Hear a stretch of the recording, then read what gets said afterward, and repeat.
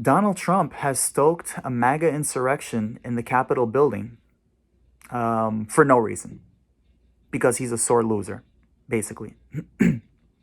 Donald Trump who's a trust fund baby, a spoiled, pampered, entitled trust fund baby, who's gone the first 75 years of his life always getting his way, having never been told no because he's always been surrounded by yes men. Recently was rejected resoundingly by the American public. He got his ass kicked in the election. It wasn't close. He lost by 7 million votes to become a one-term president, which is also embarrassing. It's very rare that we get a one-term president. So he got stomped. It wasn't even close. And he's understandably embarrassed, as well he should be. And he's not used to being humbled. So, he's got his feelings hurt, and he's lashing out. He's really, he's pouting. He's been lashing out virtually nonstop since the election. He's been totally uh, committed to spreading false allegations of a fraudulent, rigged election that was rigged against him, even though he was trying to rig the election by trying to defund the post office at a time when states were moving to expand access to mail in ballots because of obviously the public health risks associated with going out to vote during a pandemic. So he was actively trying to rig the election. So basically, he lost, and now he's projecting his own feelings onto I guess, I don't know, blue states, swing states. He got his ass kicked in the swing states. So is it the swing states in which Biden won, the crucial battleground swing states? So basically, he's projecting his feelings. The guy who was trying to rig the election is saying that no, actually, it was rigged against him. So he's got this like weird, strange victim complex. The idea that a trust fund baby who's managed to go his entire life always getting his way, failed businessman, terribly failed businessman, has done nothing but tank businesses, tank the casino. How do you fail running a casino? The saying, the house always wins. That's in reference to a casino. Donald Trump, probably the only person in history we know who's ever failed running a casino, lost money on a casino. But in every single business venture that he's failed in, of which there were many, because he's a horrible businessman. You could tell how horrible a businessman he is by how horribly he negotiates, his deals in Congress. My man was in support of $2,000 checks, but basically fell asleep at the wheel during the negotiations and only came out afterwards, arguing for it, and then still signed the bill without the $2,000 concession that he asked for.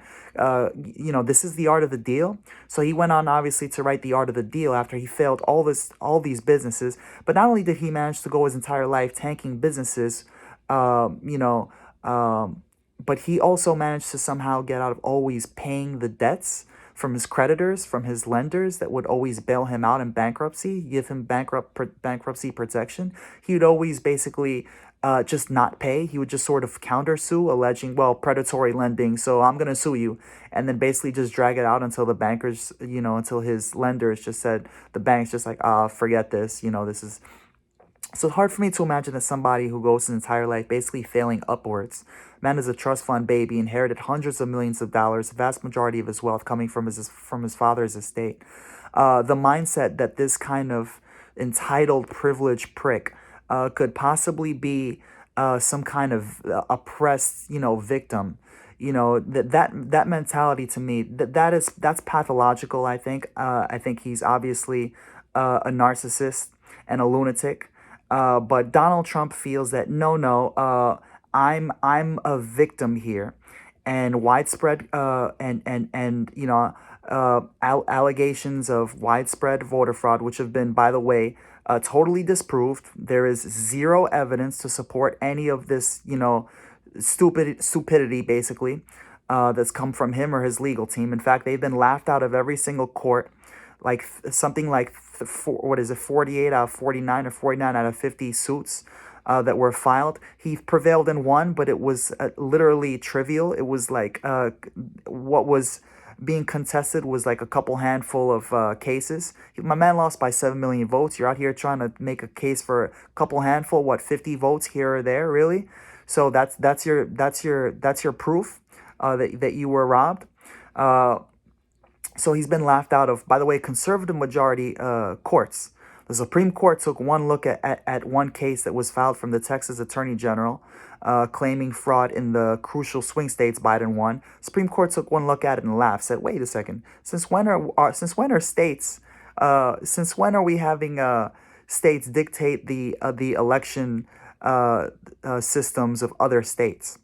So in this case, the claim from the Texas Attorney General, which Trump obviously grafted onto because he's a loser, but alleging that Pennsylvania, Wisconsin, Michigan, because they changed their voting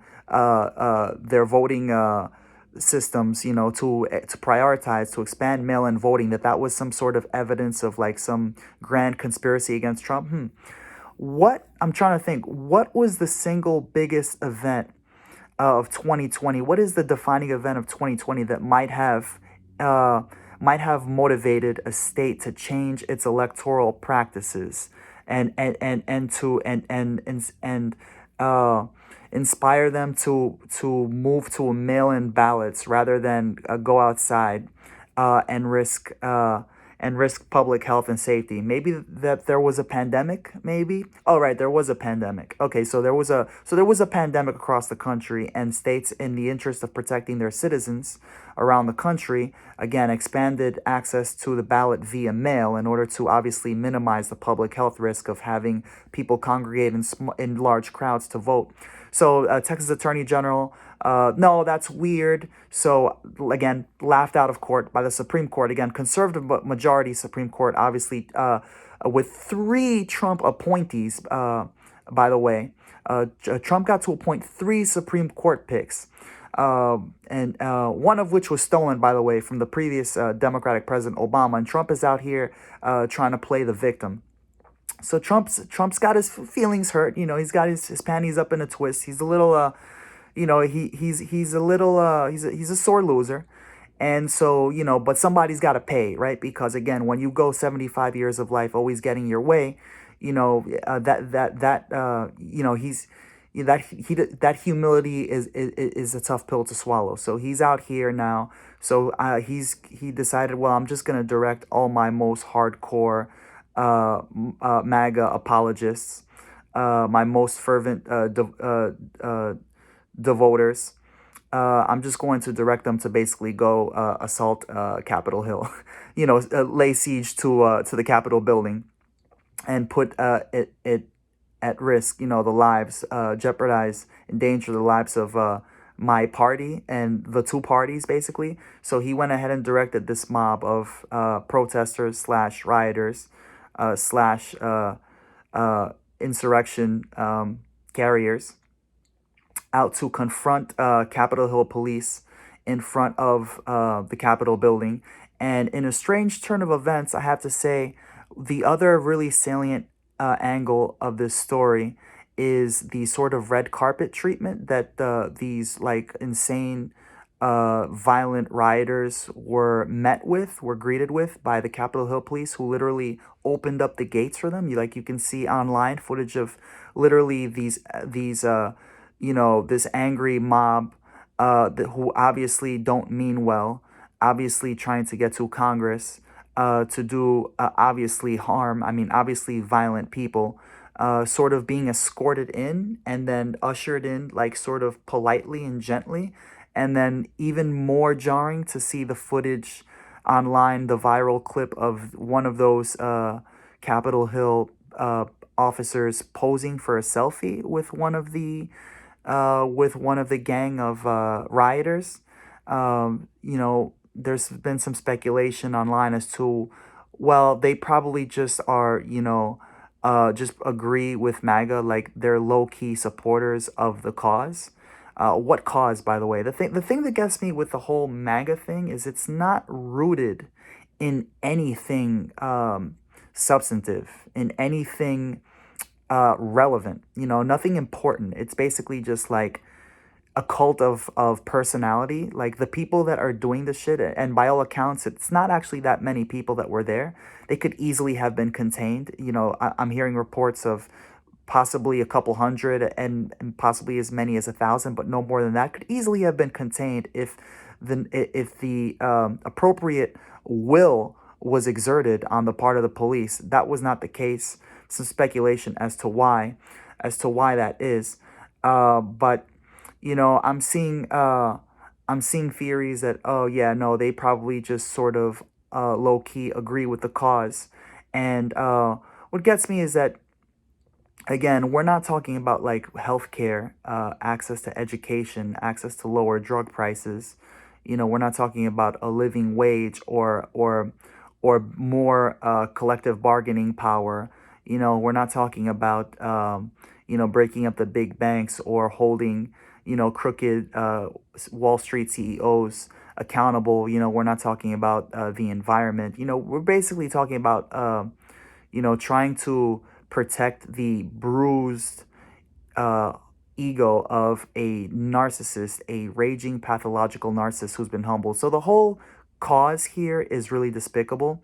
So to think that that there's anybody that actually has this as their cause, that they're willing to go basically um, confront, you know, basically do this sort of soft coup on behalf of like nothing really, that's really upsetting. But I'm old enough to remember during the George Floyd protests, the nationwide protests that broke out during the first half of June, um, when protesters were being assaulted by the police with tear gas and rubber bullets, in some instances, mowed down by cars. In some instances, just so Donald Trump could cross the street to do a photo op holding up a Bible in front of a church. Do you remember that? 14,000 protesters arrested during the George Floyd protests, during the Black Lives Matter. Uh, I'm hearing that 15 of these goons on Capitol Hill today were arrested. And if it's just 15, you can see the clear disparity. I'm seeing a lot of people pointing out that, if this had been Black Lives Matter, uh, if this had been Black Lives Matter dissenting on the Capitol building, on Capitol Hill, they would have probably been met with a lot more force, a lot more aggressiveness versus what we saw here, which is just sort of weird, really sort of tacit approval, really sort of permissiveness on the part of the Capitol Hill police, just sort of totally placating, just like a really soft, really weird. So I think that's the other really salient element of this insane event that took place yesterday. And it's that sort of obvious double standard in terms of policing. White people, obviously these people are white. They're just treated differently. White privilege is what has never been probably more so viscerally on display as it was yesterday. It's impossible to imagine Black Lives Matter protesters. During George Floyd, they were literally disappearing protesters in Portland, Oregon, the Department of Homeland Security in unmarked minivans. Again, they were mowing down in cars. They were hitting protesters. You were getting sprayed with tear gas and rubber bullets just so Donald Trump could do his like weird photo op with like a military general at his side.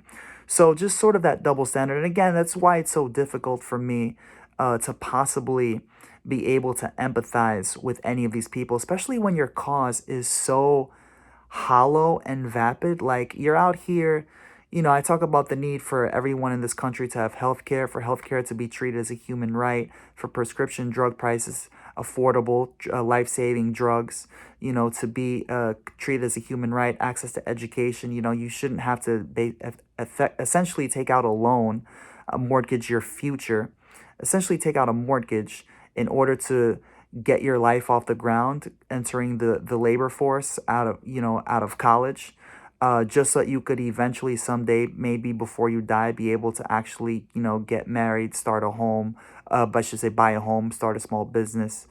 You know what I mean? Have a family. So, you know but we're out here basically running roughshod over. By the way, insurrection is illegal. You should look into insurrection. Insurrection is basically what took place today. I've seen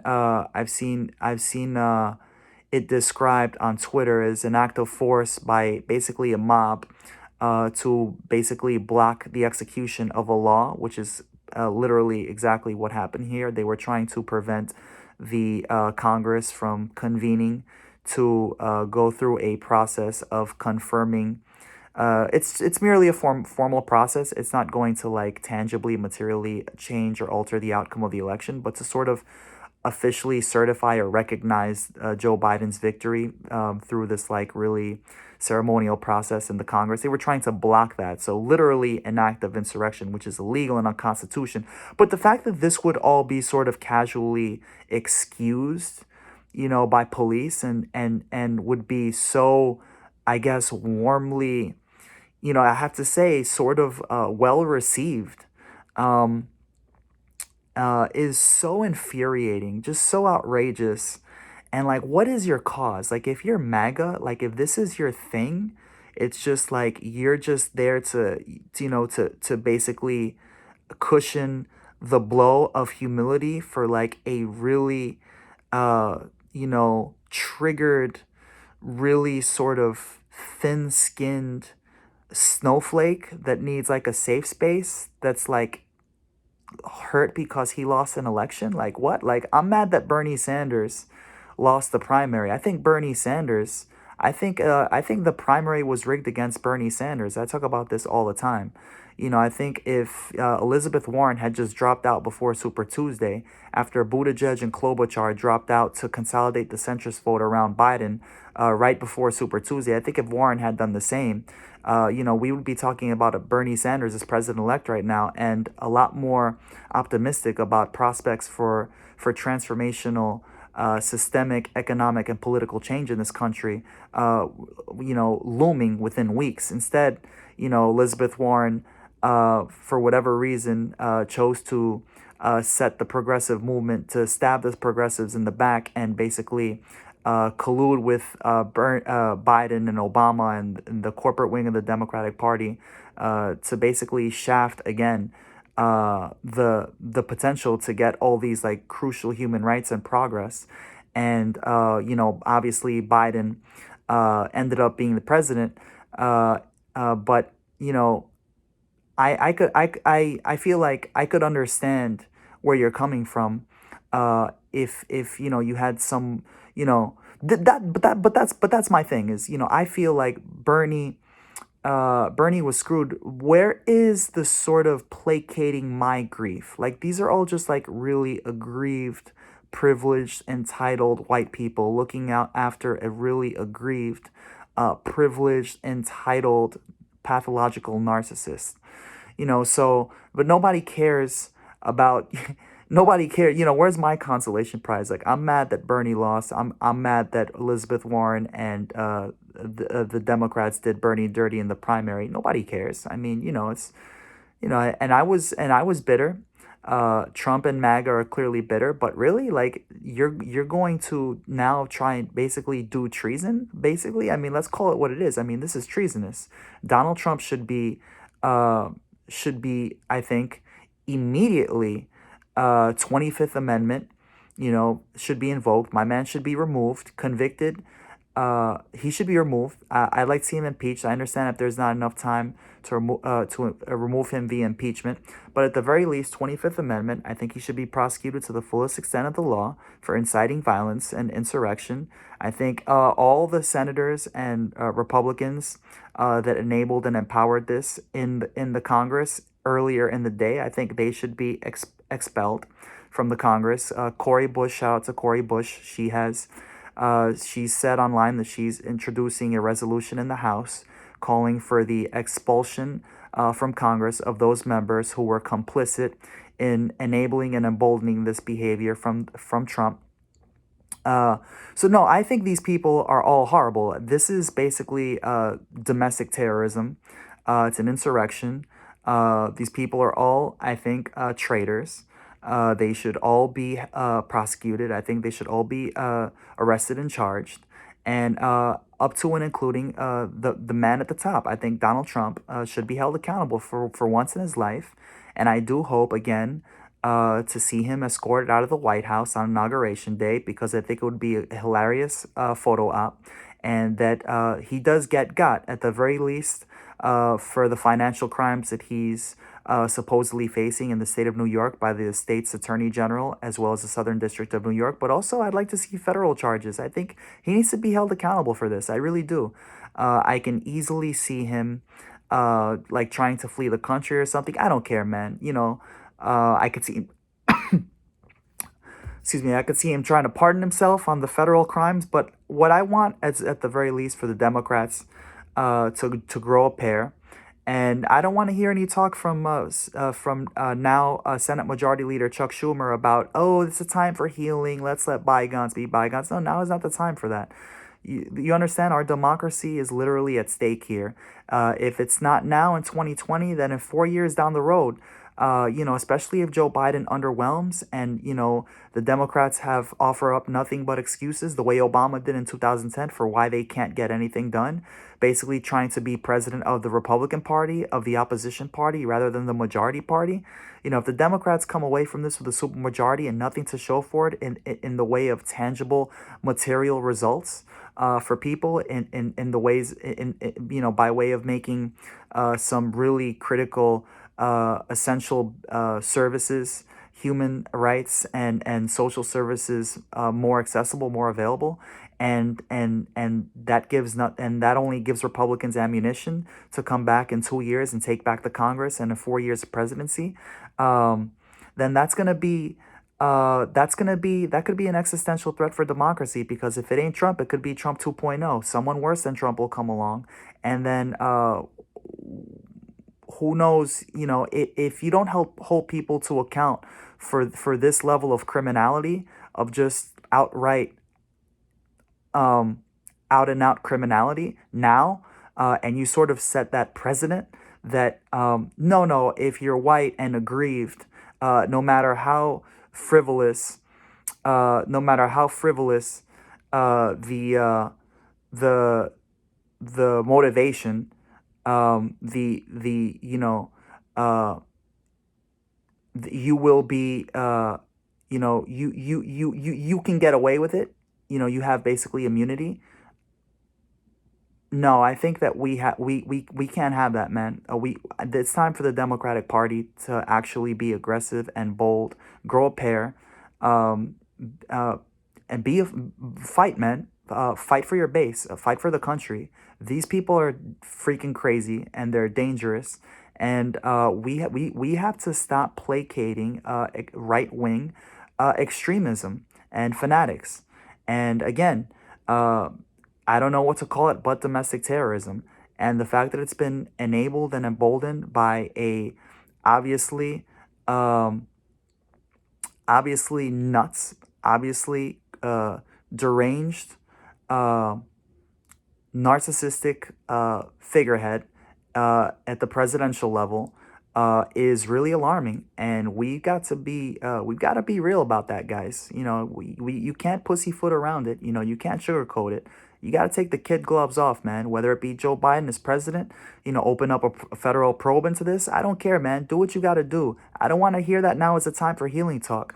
The Democrats won, and the Republicans tried to foment an upheaval, a soft coup. And honestly, I'm kind of uncomfortable with what they could try to pull off. Donald Trump, with 2 weeks remaining in his term, so we might have to act ASAP. We might have to act aggressively and boldly. Again, I think his cabinet should remove him. 25th Amendment. I think he's obviously lost his mind. I think if you think that you can pull it off in the Senate, you try to convict him on charges of inciting violence or an insurrection ASAP, and try to remove him, convict him, get him out of there. Because Donald Trump, I don't trust this guy for another 2 weeks. Who knows what's going to happen? He might try to deploy the military the next time around. All right, this dude is nuts. All right, he's a menace. He's a danger to society. And Donald Trump and his ilk, they got to be dealt with, man.